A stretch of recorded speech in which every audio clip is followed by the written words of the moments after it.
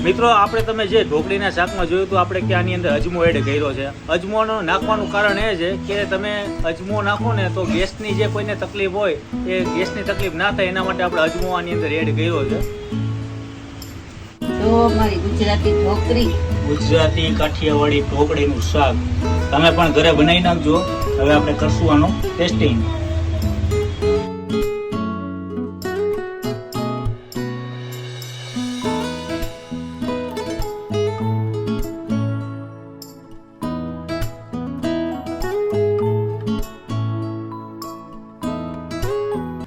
Hello મિત્રો, જય માતાજી, જય Mogal. Welcome back to my channel Raj Gohil blogs.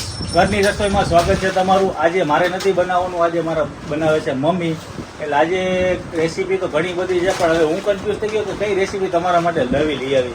એટલે મારા મમ્મીએ એમ કીધું કે ભાઈ આજે તને એને કાઠિયાવાડી ઢોકળીનું કઈ રીતના શાક બને છે ચૂનવાણી પદ્ધતિની રીતે યાદ તને હું બતાવું. ને ચાલો તમે વઘાર હું કરીશ, તમે મને ઢોકળી બનાવી દો. એટલે એ ઢોકળી બનાવી પછી અઘરી છે. જુઓ, આ છે મારા મમ્મી. ઢોકળી માટે શું શું જોશે? પેલા તો પાણી નાખું છું. પેલા તપેલીની અંદર પાણી, એટલે અત્યારે ઢોકળીની પ્રોસેસ ચાલુ. પેલા શું આ ચણા લોટ, આ છાશ નાખવાની છે. પેલા આ મને ગયો તો ખરા શું છે? આ તપેલું છે, પાણી નાખી દીધું છે, ને પછી છાશ. છાશ. અચ્છા. પછી આ ચણા લોટ, ચણા લોટ હજી ઉપર. પછી આ મસાલા, ધાણા ભાજી, લીમડો, ટમેટા છે. એ વઘાર માટે છે. આ વઘાર માટે. હા, આ વઘાર તો બધે મારે જ કરવાનો છે. આ છે આખડા મસાલાનો ભૂકો છે, પછી મરચા, લસણ અને આદુની પેસ્ટ છે, તમાલપત્ર, લાલ મરચા છે, અને ડુંગળી છે સાથે, અને દહીં છે. જીરું પણ વઘારમાં. આ બધું વઘારમાં આવશે. તો પેલા ઢોકળીની પ્રોસેસ કઈ રીતના છે? પાણી નાખી દીધું, છાશ નાખી, પછી એને ઉકળવા દેવાનું છે. પછી હળદર નાખવાની, ઉપરથી હળદર, પછી અડધી ચમચી મીઠું નાખવાનું, ઉપરથી આવી ગયું છે મીઠું, પછી આ ધાણા જીરું ખાંડેલું ધાણા જીરું, પછી લીલા ધાણા નાખવાના, પછી એની ઉપર પડશે લીલા ધાણા, પછી અજમો નાખવાનો ચપટી એક. આ અત્યારે આપણે પડી ગયો છે આ અજમોને મસળી નાખ્યું છે, અને એની ઉપરથી આવશે આખું જીરું. જીરું. હા, છાશ ખાટી હશે ને? ખાટી નાખવાની, ખાટી છાશ. એટલે આ ઢોકળી પછી એને કેટલી પ્રોસેસ વાર લાગશે? આ ઉકળી જાય ને પછી એને ચણાનો લોટ નાખવાનો છે. ઉપરથી તેલ, આ થોડુંક અડધી ચમચી તેલ નાખવાનું ઉપરથી. હા, લોટ ચોટે નહીં ને હા, એટલે. ઠીક. એટલે એને વધીને 2-3 મિનિટ સુધી ઉકળવા દેવાનું. 5 મિનિટ થશે. 5 મિનિટ. હા, આ કેમ વેણું લીધું? વેલણ? લેવું જોઈએ, બધું મિક્સ કરવું પડે. વેલણથી, એટલે ચોટે નહીં, ગાંઠા ન પડે. પાણી રહ્યું ને આ ઉકળી જાય ને પછી બધા મસાલા મિક્સ થઈ જાય. પાણી ઉકળી જાય પછી આ મસાલા બધા મિક્સ. અજમો, આ ચણાનો લોટ ક્યારે નાખવાનો? આ પાણી ઉકળી જાય પછી. ઉકળી જાય પછી ચણાનો લોટ. હા, ઓકે. 5 મિનિટ પછી. 5 મિનિટ પછી ચણાનો લોટ નાખીએ. હવે નાખવાનું છે ચણાનો લોટ. ધીમે ધીમે નાખી છીએ. થોડું થોડું એડ કરતું જવાનું અને વેલણથી હલાવવાનું. આ જો આ ગઈઢા પેલા આવી રીતે બનાવતા? હા, ઢોકળી, દેશી ઢોકળી, દેશી કાઠિયાવાડી ઢોકળી. જો ભાઈ ઘરે બનાવી નાખજો આવી રીતના મમ્મીના હાથની રસોઈ. આજે ઘણા દિવસ પછી મારા મમ્મી એમ કીધું કે ભાઈ આજ લાવ તને હું રેસીપી બનાવી દઉં. હજી ઘણી બધી રેસીપી આવવાની છે, જેમ કે હાથના પાડેલી સેવનું શાક. એ મારા વાઈફ બહુ સારી બનાવે છે. એની પ્રોસેસ પણ આવશે શોર્ટ ટાઈમમાં. આવી રીતના હલાવતું જ રહેવાનું. આ કેટલી વાર સુધી હલાવતું રહેવાનું? 10 મિનિટ. 10 મિનિટ સુધી. પાણી ભરી ગયું, થઈ ગઈ રેડી. આ ઢોકળી રેડી. હા, પછી થાળીમાં તેલ નાખી પછી પાથરી દેવાનું. આ ઢોકળી આપણી રેડી છે અને થાળીમાં તેલ લઈ લીધું છે. ચોપડી દેવાનું. એટલે પછી આ ઢોકળી આની અંદર એડ કરવાની છે. હા, લોટ ચોટે નહીં ને. લોટ છોટે નહીં. પછી ચોસલા પાડી દેવાના. ઘડીક વાર રાખવાનું, 5-10 મિનિટ. ઠંડુ થઈ જાય પછી હા, તે વઘાર કરી નાખવાનું. ચલો ભાઈ, આપણી આ ઢોકળી બની ગઈ છે. હવે આમાં ઠારી દેવાનું. ઢોકળી જો આપણી બની ગઈ અને આને ઠારી દેવાનું છે.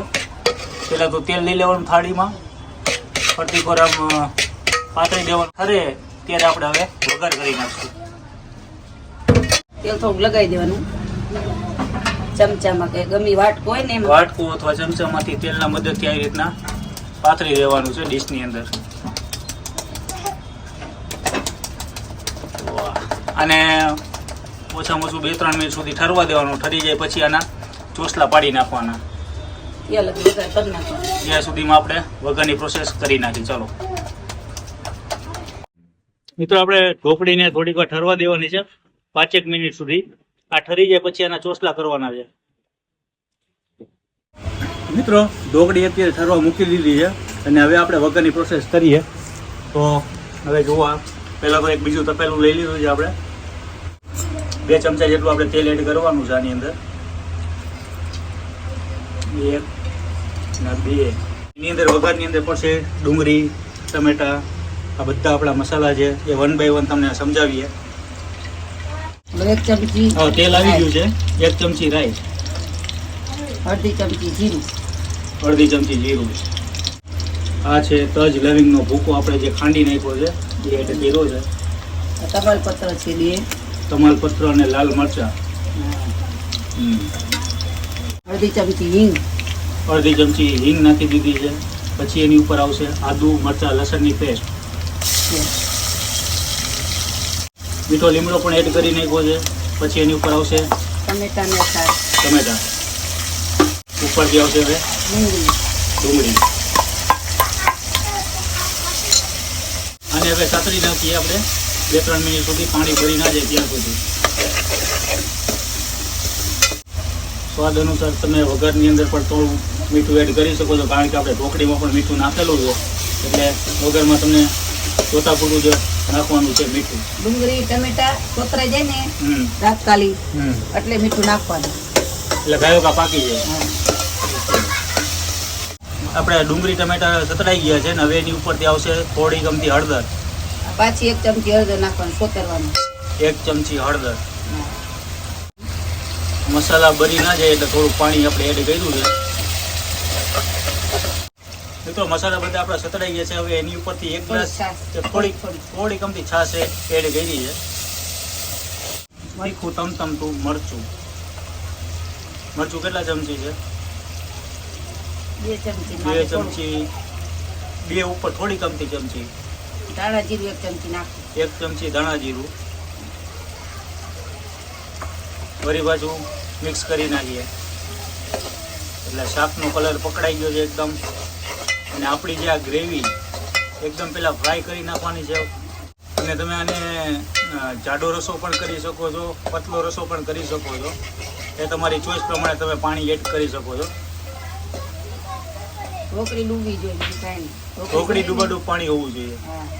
ઢોકળી હજી આપણે નાખશું જોતા પૂરતું. નાખું છું હા, અડધો ગ્લાસ છાશ, ઉપરથી વળી પાછું અડધો ગ્લાસ છાશ અને ઉપરથી પાણી નાખું છું. 1 ગ્લાસ જેટલું પાણી નાખ્યું છે. દહીં થોડુંક નાખી દઉં. અને ઘરે તો જો તમારે દહીં પડ્યું હોય તો એ પણ નાખી શકો છો. નકર બજારમાં મળે છે અમૂલ દહીં, અમૂલ મસ્તી, એ પણ આપણે એડ કરવાનું છે. બધું નાખી દેવાનું. અમૂલ મસ્તીનું બધું દહીં આપણે એડ કરી નાખ્યું છે. એટલે શાક બનશે એક તો ખાટું અને તીખું. અને જો કોઈ ગેડું ખાવાના હો શોખીનો, થોડું ગમતું ગળજટું, ખાટું મીઠું તીખું, તો તમે ખાંડનો પણ યુઝ કરી શકો છો આની ઉપર. આપણે ગેડું બહુ નથી ખાતા એટલે ખાટું ને તીખું રહેવા દઈ. હવે આને કેટલી વાર ઉકળવા દેવાનું? થોડું પાણી નાખી દઉં. થોડુંક અંદર પાણી એડ કરીને આને લગભગ 5 મિનિટ સુધી સતડાવા દેવાનું છે.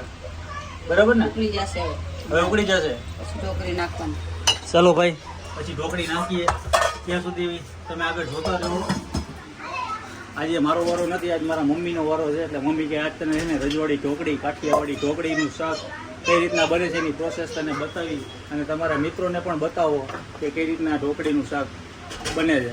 અને બહારગામ વિદેશોમાં ક્યાંય રહેતા હોય તો જોઈને તમે પણ બનાવી નાખજો. અને કદાચ કોઈને ના આવડતું હોય તો તમે જરૂર ઘરે ટ્રાય કરજો. ચાલો હવે ઢોકળી એડ કરવાની છે 2 મિનિટ પછી. મિત્રો, થાળીની અંદર આપણે જે ઢોકળી પાથરી દીધી હતી એ અત્યારે ઠંડી થઈ ગઈ છે.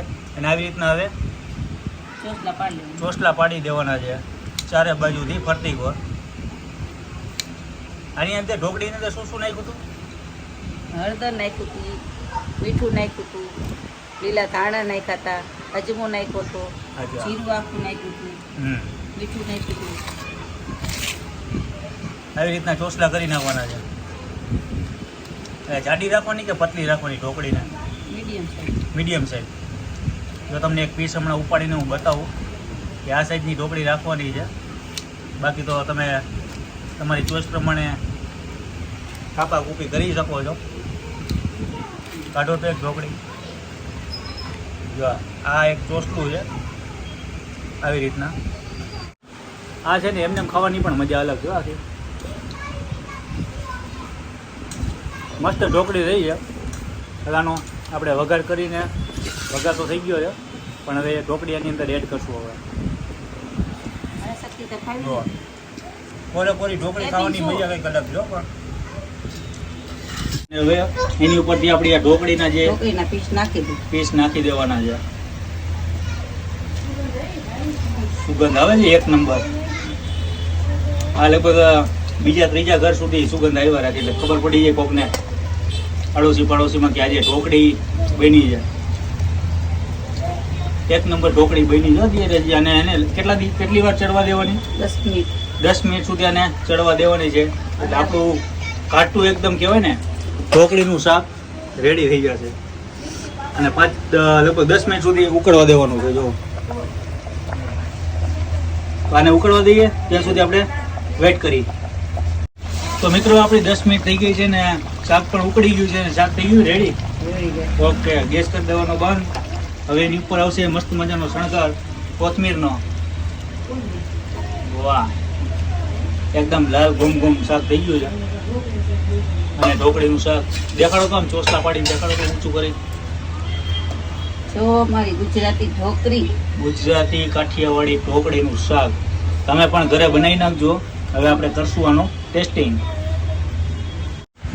મિત્રો આપણે તમે જે ઢોકળીના શાકમાં જોયું તો આપણે કે આની અંદર અજમો એડ કર્યો છે. અજમોનો નાખવાનું કારણ એ છે કે તમે અજમો નાખો ને તો ગેસની જે કોઈને તકલીફ હોય એ ગેસની તકલીફ ના થાય એના માટે આપણે અજમો આની અંદર એડ કર્યો છે. બાકી ચણાના લોટ ખાઈએ એટલે પેટમાં તકલીફ થાય એટલે હમણાં અજમો નાખી દીધો છે. એટલે અજમો નાખ્યા પછી પેટની તકલીફ થતી નથી. મિત્રો આપણું કાઠિયાવાડી ઢોકળીનું શાક આવી ગયું છે. તો હવે આજે આપણે ટેસ્ટિંગ કરીએ, કારણ કે આજે મમ્મીએ બનાવ્યું છે જે વેલણના મદદથી ચણાનું લોટને ડીપ કરીને. જો આ છે આપણું ઢોકળીનું કાઠિયાવાડી શાક. કેમ જોતા તો મોઢામાં પાણી આવી જાય ને ભાઈ.